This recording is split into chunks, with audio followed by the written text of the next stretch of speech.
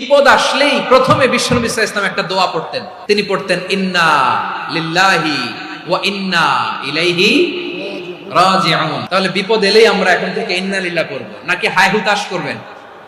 একদল আছে হাই হুতাশ করে, হায় আল্লাহ রে মোর কি হইল রে, মই কি হরমু রে, মই কমবে যামু রে, এরকম বিলাপ করতে নিষেধ করেছেন বিশ্বনবী।